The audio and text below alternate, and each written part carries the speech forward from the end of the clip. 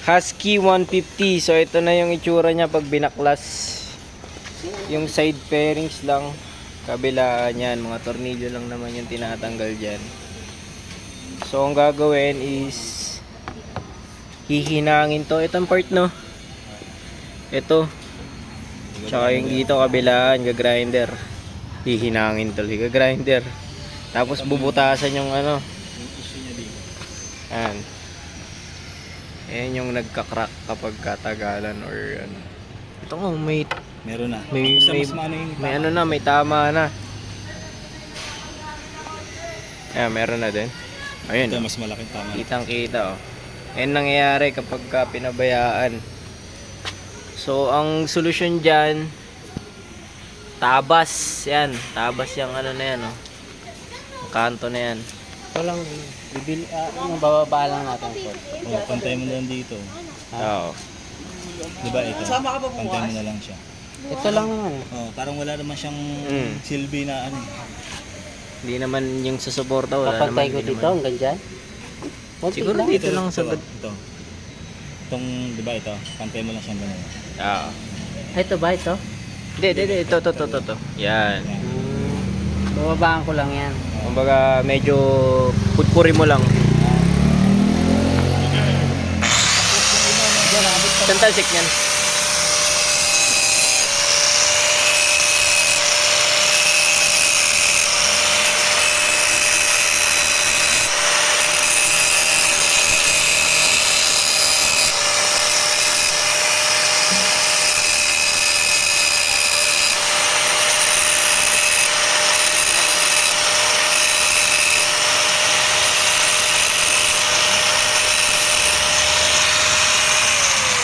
Okay, tignan natin. Yun. Tabas. Medyo ano mo pa matalas tanyalo. yan, Oo. Medyo boss-bossan mo ba?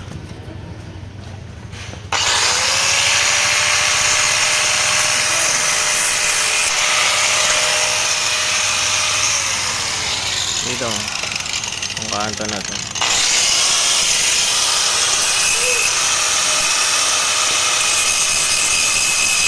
Dali.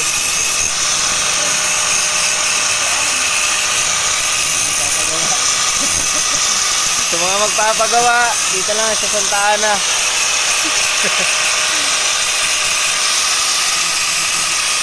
Nilagyan na pala nila nito.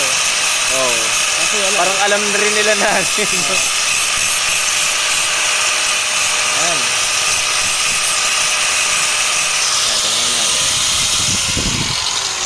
Tingnan, wala na, di ba? Wala na yan. Ayan, wala nang tama yung panigurado. Yun. Okay. Okay lang naman siya. Ganun lang siya kadali, guys. Yan.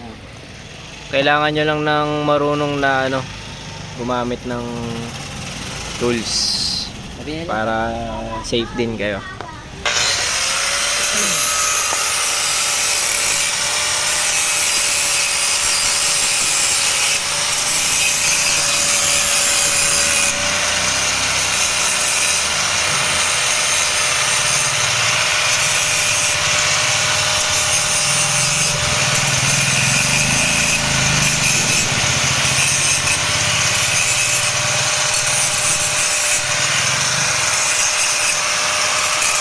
Kailangan nyo lang din talaga siya tsagain, baklasin.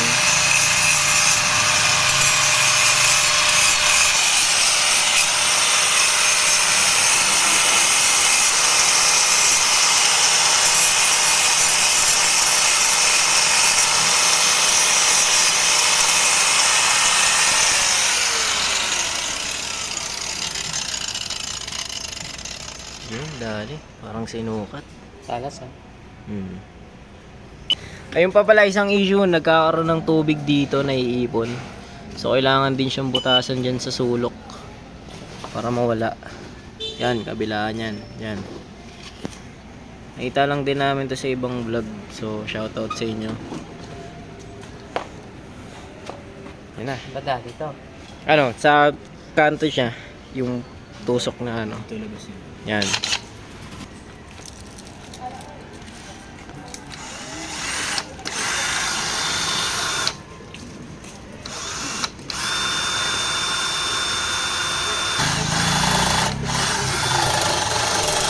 Yan na, lumulusot na.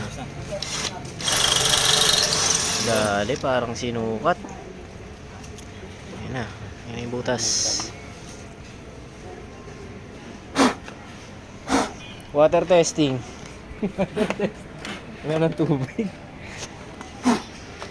Ayan, daluyan ng tubig. Ayan. Dali. Nakadali. Meron na siyang drain. Oh, kabila lang din, ganun lang din. No. Kasi may tubig. Tubig yan, panigurado. Sign na nalalagyan ng tubig yan, may kalawang.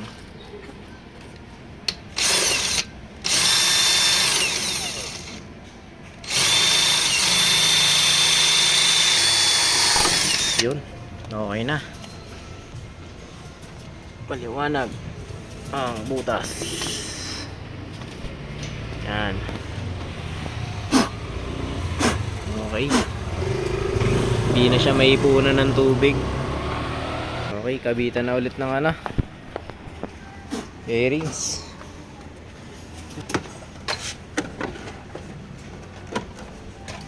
Wala pang technique.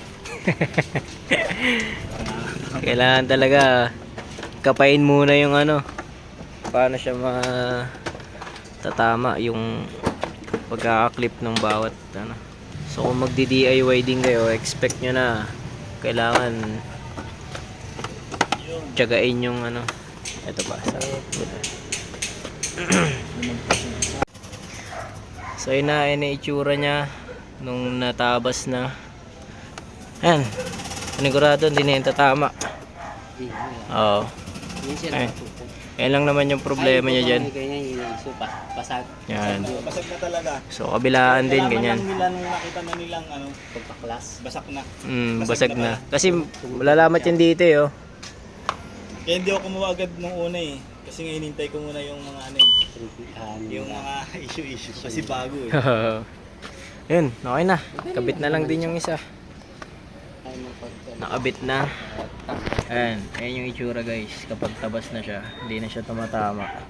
Malayo na yung gap, oh. You know, makikita nyo dyan. Malayo yung gap. Tingnan naman natin sa kabila. Ayun. Makikita nyo dyan. As you can see, malayo na din yung ano niya, space niya. So kahit may angkas yan, hindi na yan tatama. Ayan, kahit pumalo pa siya ng ano. Nakikita nyo. Aray! Yun lang naman. All goods, kabitan na ulit. Tsaka yung sa butas, yung bubutasan dito, ito. Meron na yun dyan. Nilagyan na din. Para hindi may punan ng tubig. Kabila, ganun lang din. Ayan. Okay na. Ito na yung Kabitan na ulit tornilyo. Ang problema lang guys, kapag gusto nyong i-monitor yung ano nyo, coolant, kailangan nyo, pag magre-refill, kailangan nyo munang baklasin yung sa upuan. Yan yung mangyayari itakip mo na yan. kung gusto nyo mag-refill ng coolant. So make sure nyo lang na ilagpas nyo na dun sa ano ng konti para hindi siya agad nauubos. Pakabit nyo kanya. Yan. Kung gusto nyo siya makita, dito nyo siya titignan. Ayan, makikita nyo doon yung coolant. Or sa side, meron din sa side eh. Makikita nyo doon.